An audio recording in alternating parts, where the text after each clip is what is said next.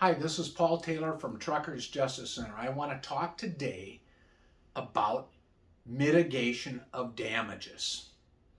So we are a law firm that represents truck drivers usually in employment-related disputes, wrongful termination suits because a driver won't break a DOT regulation, or discrimination on the basis of sex, age, things of that nature.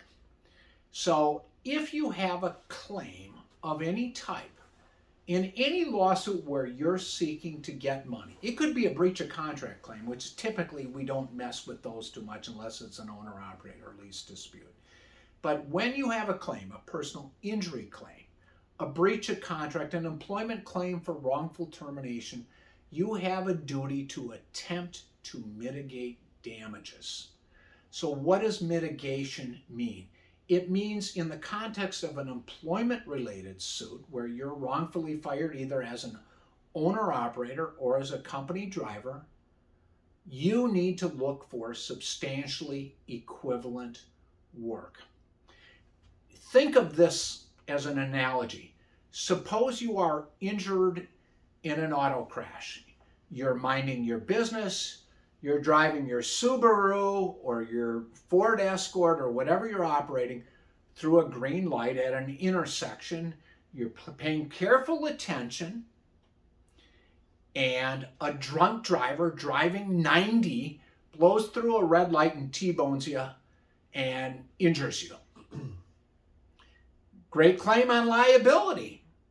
Obviously, the other side is screwed if you bring a lawsuit, at least on liability, but an element of a lawsuit always involves a claim of damages in an injury suit.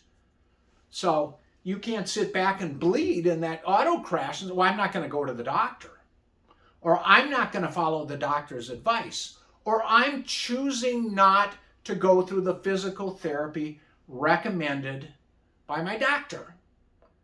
You're not allowed in a personal injury suit to cover for damages that you haven't attempted to mitigate. You might get something, but you can't sit home and not do anything. Same thing applies in an employment law related suit. If you're fired illegally, you've told your boss, I'm not going to drive that truck because it's got 8 bald tires, and you've given them the pictures of the bald tires, an audible air leak in the brake system, a leaking hub seal, a damaged windshield, and 30 marker lights that don't illuminate. And you say, I'm not going to drive that truck. And the boss says, you're fired because you won't drive that truck. Great case on liability. But you don't sit home and not look for work. You have a duty to attempt to mitigate your damages by looking for substantially equivalent work. Now, suppose you're a UPS driver and that happens to you, and you're making $160,000 a year and you're home every night. No, you don't have to look for a job that takes you out over the road, away from your family for 2 months, 2 weeks, or even 4 days. You have to look for work that is substantially equivalent to the employment you're fired for in terms of pay, benefits, and terms and conditions of employment. So you don't have to take a job working for some dude who is in Chicago with 4 trucks with junky trucks.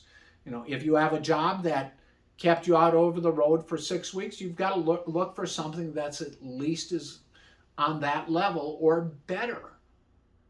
So same thing applies in the case of, let's say you're on a dedicated account. You work 8 to 6 p.m. You're working for one of the large carriers like J.B. Hunt or Swift or somebody of the sort. I'm not saying they're going to fire you, but say you're working for a large company that has a dedicated route that gets you home every day and you're operating a newer level of equipment.